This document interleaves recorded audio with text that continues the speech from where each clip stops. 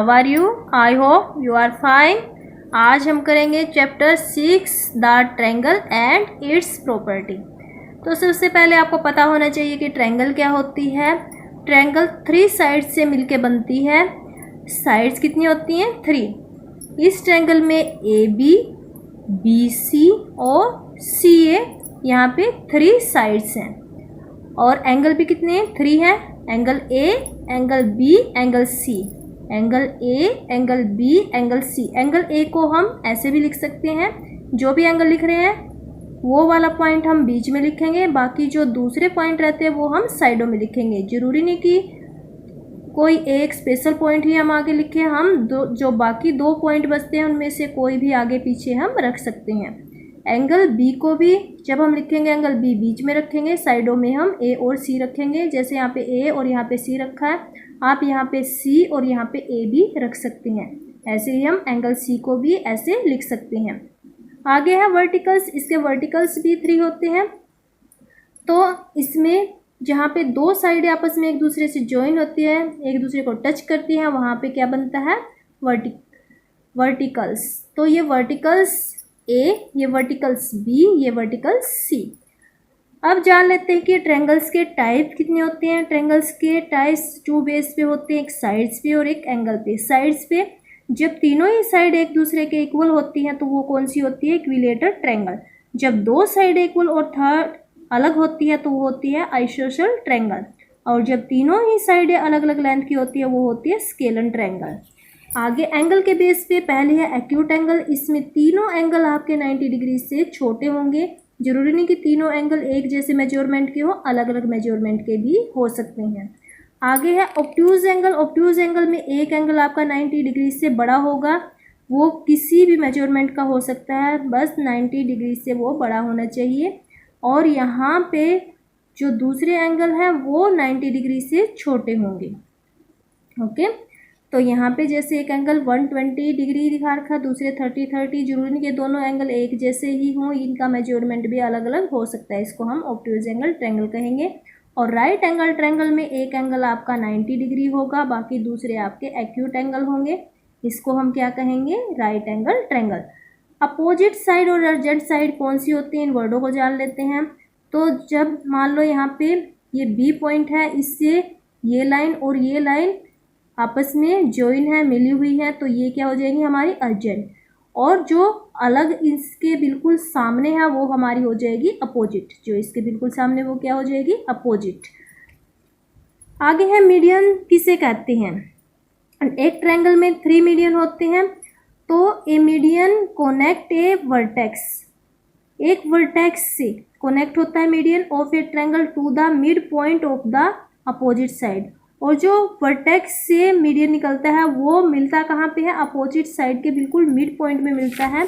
जैसे कि मान लो ये ट्रायंगल है, तो यहाँ से इस वर्टेक्स से ये मीडियन निकल रहा है और ये बिल्कुल ए सी यानी कि अपोजिट साइड पे जाके मिल रहा है। यहाँ पे ए और सी एक दूसरे के बिल्कुल इक्वल होंगे, यानी कि ए सी के बिल्कुल मिड पॉइंट पे, बीच वाले बिंदु पे जाके मिलेगा।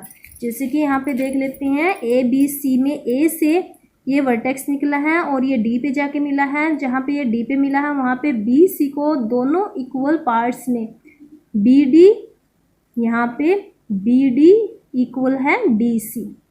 तो ये वाली जो लेंथ है और ये वाली लेंथ है, ये दोनों क्या होंगी? इक्वल होंगी। और मीडियन क्या होगा यहाँ पे? A D.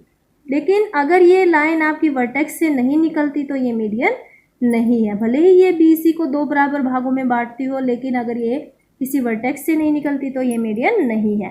आगे है अल्टीट्यूड। क्या होता है? The perpendicular line segment form A vertex. ऐसी परपेंडिकुलर लाइन होती है जो वर्टेक्स से ही निकलती है ट्रायंगल की, टू इट्स अपोजिट साइड, और इसकी अपोजिट साइड पे जाके मिलती है। और जो अल्टीट्यूड होते हैं वो भी आपके कितने होते हैं? 3 टाइप्स के होते हैं। जैसे यहाँ से ए से ये लाइन नीचे जाके बिल्कुल सीधी मिली हुई है, जब ये 90 डिग्री का एंगल बनाती है तो इसको क्या कहते हैं हम? परपेंडिकुलर। जब आपकी वर्टेक्स से निकलने वाली लाइन अपोजिट साइड के ऊपर 90 डिग्री एंगल बनाती है तो वो क्या कहलाती है? अल्टीट्यूड। यहाँ पे ये लाइनें भी निकली हुई हैं वर्टेक्स से, लेकिन ये आपकी अल्टीट्यूड नहीं है। अल्टीट्यूड जो परपेंडिकुलर बनाएगी वही होती है। यहाँ पे जो ए डी लाइन है वही क्या है? आपकी अल्टीट्यूड। अब एक्सरसाइज 6.1 करके देख लेते हैं।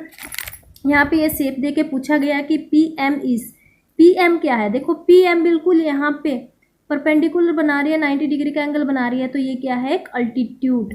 क्या है, पी एम क्या है, एक अल्टीट्यूड। और पी डी क्या है, पी डी यहाँ पे क्यू और आर लाइन को दो इक्वल पार्ट्स में डिवाइड कर रही है और ये वर्टेक्स पी से निकल रही है, तो ये क्या है, मीडियन।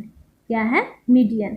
और आगे पूछा है क्यू एम और एम आर, यहाँ पे क्यू एम और एम आर क्या इनकी लेंथ इक्वल है, नहीं है। अगर क्यू डी और डी आर होता है तो वो इक्वल होते हैं, लेकिन क्यू एम और एम आर इक्वल नहीं है, इसलिए इसका आंसर क्या आ जाएगा, नो।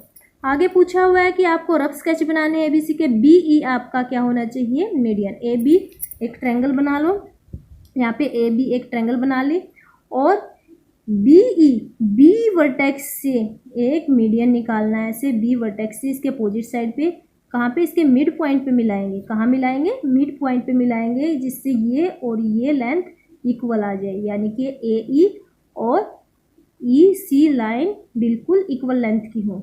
तो ये बी ई यहाँ पे मीडियन बन गया, तो हमारी फर्स्ट शेप ये आएगी।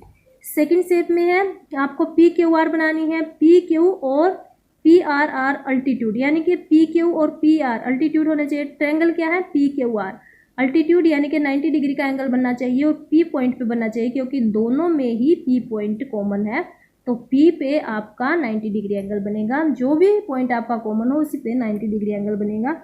तो यहाँ पे देखो ये पी पे मैंने 90 डिग्री एंगल बनाया है, ये पी आर और ये पी क्यू, तो ये हमारी ट्रायंगल बन गई है पी पी क्यू आर।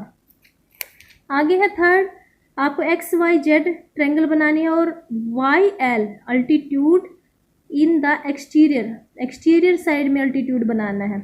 तो यहाँ पे देखो मैंने यहाँ पे एक्स वाई जेड ट्रायंगल बनाई है, तो अगर आप ऐसे लाइन ड्रॉ करोगे जो 90 डिग्री एंगल नहीं बनाती तो वो अल्टीट्यूड नहीं है। आपको लाइन कैसे ड्रॉ करनी है, आपको लाइन इस तरह से ड्रॉ करनी है कि 90 डिग्री एंगल बनाए।